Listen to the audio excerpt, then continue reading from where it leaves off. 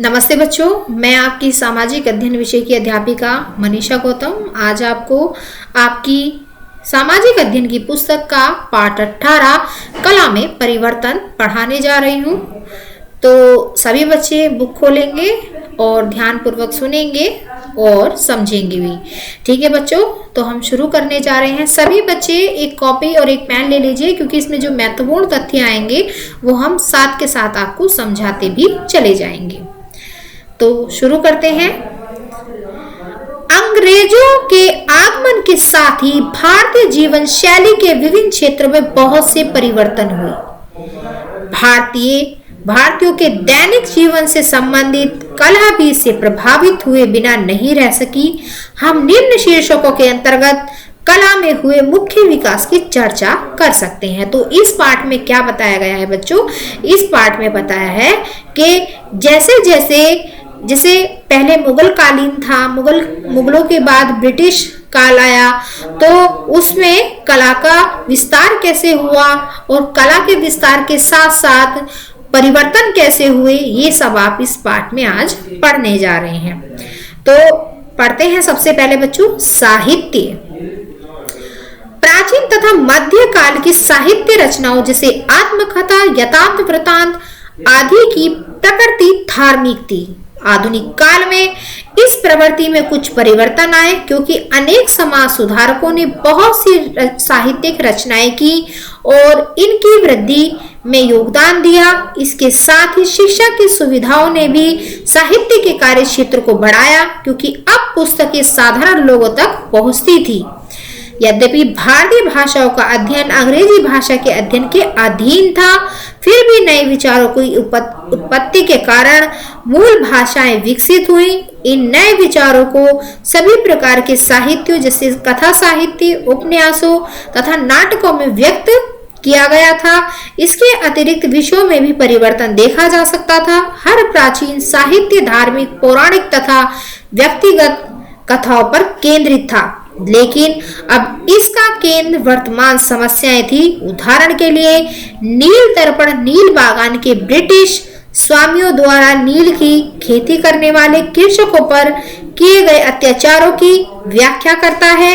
साहित्य की उन्नति प्रिंटिंग प्रेस के कारण हुई, क्योंकि अब बड़े पैमाने पर पुस्तकें छपना आसान हो गया था। तो इसमें बच्चों साहित्य के बारे में बताया गया है कि उस समय साहित्य ने अपना क्या योगदान दिया था। तो इस साहित्य में ये भी बताया है कि किस प्रकार नई नई भाषाओं ने जन्म लिया और नई नई भाषाओं के कारण हमने ऐसे ऐसे साहित्य को पढ़ा है जो आज भी प्रसिद्ध है। अब है बच्चों आधुनिक भारतीय साहित्य की विशेषताएं। तो इनकी क्या क्या विशेषताएं रही थी, अब हम पढ़ने जा रहे हैं। विभिन्न प्रकार के साहित्यों के चयनित विषयों में वर्तमान प्रसंग भारत में भारतीयों से संबंधित समस्या सम्मिलित थी। जैसे आधुनिक भारतीय साहित्य ने राष्ट्रवाद की भावना को जागृत करने पर बल दिया। तो आधुनिक भारतीय साहित्य की सबसे महत्वपूर्ण विशेषता यही थी कि आधुनिक भारतीय साहित्य ने राष्ट्रवाद की भावना पर अधिक बल दिया, उसको अधिक जागृत करने पर बल दिया। प्राचीन परंपराओं तथा प्रथाओं को गौरवान्वित किया तथा बुरी आदतों पर प्रहार किया। जो प्राचीन समय से परंपराएं चली आ रही थी, प्रथा चली आ रही थी, तो उनको ऐसी चालित रखा उन्होंने और बुरी आदतों पर प्रहार किया और बुरे काम करने से लोगों को रोका। साहित्य के लिए चयनित विभिन्न विधाएं, चाहे वे पद हो या गद्य, यूरोपीय शैली से लिए गए थे। तो साहित्य में दो तरह से कार्य किया जाता था, एक गद्य में और एक पद में, और दोनों की शैली कैसी थी? यूरोपीय शैली से ये लिए गए थे। अधिकांश भारतीय लेखकों ने अपनी रचनाएं मूल भाषाओं में लिखी है, यानी कि जो उनकी भाषाएं थी उन्हीं में उन्होंने अपना सहयोग दिया, उन्हीं में उन्होंने अपनी आत्मकथा लिखी और उन्हीं में उन्होंने विभिन्न प्रकार की कविताएं का लेखन कार्य किया। अब है बच्चों कथा साहित्य। आधुनिक समय में कथा साहित्य के महत्वपूर्ण भारतीय लेखक जैसे हिंदी तथा उर्दू में मुंशी प्रेमचंद, गोदान, रंगभूमि तथा अन्य रचनाएं इन्होंने लिखी हैं। बंगाली में विभूति भूषण पात्रे, पांचाली, हिंदी में फणीश्वर नाथ रेणु, मेला आंचल, उड़िया में गोपीनाथ प्रजा लिखी है इन्होंने, कन्नड़ में शिवराम कारांत चौमाना मुंडी लिखी है, मराठी में भाई चंद्र नामदेव कोसाला, हिंदी में यशपाल, झूठा सच, हिंदी में हैदर, आग का दरिया आदि हैं। तो ये कुछ ऐसे लेखक हैं जिन्होंने अपने कुछ साहित्य लिखे हैं अपनी मूल भाषाओं में। तो आगे चलते हैं बच्चों। अब आता है लघु कथा। अनेक लेखकों ने भारतीयों के विद्यमान स्थितियों पर लघु कथाएं लिखी हैं। उनमें से कुछ मुख्य लेखक प्रेमचंद, रविंद्रनाथ टैगोर, किशन चंद्र, राजेंद्र सिंह बेदी आदि हैं। तो लघु कथाएं किस किस ने लिखी हैं, जिनके नाम आप स्क्रीन पर देख रहे हैं। पद में भारतीय पद साहित्य ने अपने रूप व छंद में यूरोपीय शैली का अनुकरण किया है, यानी कि यूरोपीय शैली को अपने साहित्य में स्थान दिया है और उसी का अनुकरण किया है, यानी कि उसी को ही दोहराया है, उसी पर ही बल दिया है। जबकि इसने मुख्यतः राष्ट्रवाद पर बल दिया है। अनेक कवियों जैसे बंगाली में रविंद्रनाथ टैगोर, उर्दू में इकबाल, मराठी में केशव सुत, तमिल में सुब्रमण्यम भारती आदि ने अपनी रचनाएं लिखकर योगदान दिया। कुछ कविताओं जैसे हिंदी में आज्ञे, उर्दू में फैज, बंगाली में जीवनानंदा दास, मराठी में मंडेकर आदि ने अपना ध्यान यथार्थवाद पर केंद्रित किया। जो उस समय की स्थितियां परिस्थितियां चल रही थी उस पर उन्होंने अपना योगदान दिया और उसी पर उन्होंने अपना ध्यान केंद्रित किया तथा लोगों का भी ध्यान केंद्रित किया अपने साहित्य के बल पर। अब पढ़ते हैं नाटक। भारतीय नाटककारों ने भी अपने क्षेत्रीय विषयों के साथ यूरोपीय शैली को मिश्रित करने का प्रयास किया। इनमें से कुछ मूल भाषा के नाटककार बंगाली में बादल सरकार, मराठी में विजया तेंदुलकर, कन्नड़ में गिरीश कर्नाड आदि हैं। अनेक लोगों ने रंगशाला को भी प्रोत्साहन दिया, जैसे हबीब तनवीर, श्रीराम लागू आदि। अब आता है बच्चों साहित्य में सम्मिलित। साहित्य में सम्मिलित सभी लोगों में से मुंशी प्रेमचंद तथा रविंद्रनाथ टैगोर पर विशेष चर्चा की जा सकती है, क्योंकि उन्होंने साहित्य में बढ़ चढ़कर अपना योगदान दिया था। और साहित्य अकादमी पुरस्कार किसने जीता था? रविंद्रनाथ टैगोर को ही दिया गया था, नोबेल पुरस्कार से सम्मानित किया गया था इनके साहित्य के लिए ही। इन लेखकों की रचनाएं वर्तमान विषयों पर आधारित हैं। जो इनकी लेख हैं तो वो क्या थी, जो वर्तमान में उस समय वर्तमान में जो समस्याएं चल रही थी उन्हीं पर इन्होंने अपने लेख को लिखा है। जो घटनाएं हो रही थी, जो समस्याएं आ रही थी समाज के सामने, उन्हीं को अपने साहित्य में इन्होंने जगह दी थी और लोगों को जागृत भी किया था, जागरूक किया था। तो रविंद्रनाथ टैगोर गीतांजलि की रचना के लिए विश्व प्रसिद्ध हुए, जिसके लिए उन्हें नोबेल पुरस्कार से सम्मानित किया गया। यदि अधिकांश साहित्य मूल भाषा में लिखा गया है, किंतु कुछ सुप्रसिद्ध लोगों जैसे R.K. नारायण, मुल्कराज आनंद, राजा राव, राधाकृष्ण आदि ने अंग्रेजी में लिखा है। तो ये कुछ ऐसे लेखक हैं जिन्होंने अंग्रेजी में अपने साहित्य को लिखा है। अब आता है बच्चों चित्रकला। शिला चित्रकला से प्रारंभ करते हुए भारतीय चित्रकला प्राचीन तथा मध्यकाल के शासकों के संरक्षण में अधिक विकसित हुई। चमकीले रंगों से संपन्न चित्रकला की आकर्षक शैली की परंपरा आधुनिक काल विशेषतः राजपूताना व पंजाब में भी प्रचलित रही। कांगड़ा शैली की चित्रकला अपनी संपन्न शैली के लिए प्रसिद्ध है, जिसका प्रयोग मुख्यतः महलों में किया जाता था। तो कांगड़ा शैली एक ऐसी शैली थी जिसका प्रयोग महलों में किया जाता था। महलों को बनाते समय इस शैली का प्रयोग अधिक किया जाता था। इसी प्रकार सिख शैली के चित्र भी अपने विस्तार तथा शैली में संपन्न थे। तो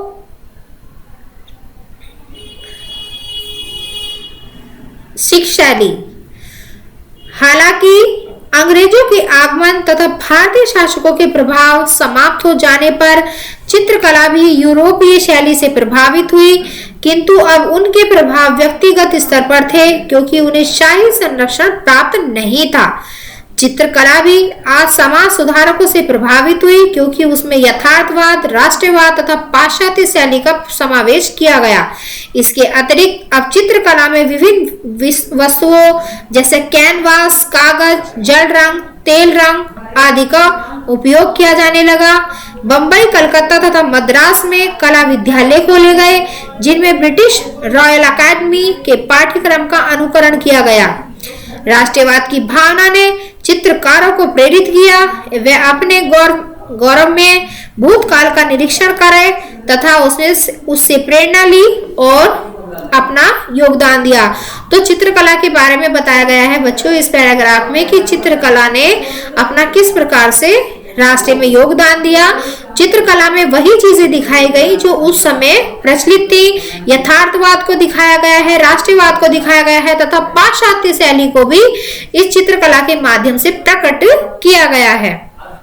और जो वहां पर उस समय क्या हुआ, उस समय अनेक विद्यालय भी खोले गए और चित्रकला को प्रोत्साहित किया गया और चित्रकला विषय लेने वाले सभी छात्रों को इसके लिए प्रेरित भी किया गया और इसीलिए वहां पर अनेक विद्यालयों को भी खोला गया।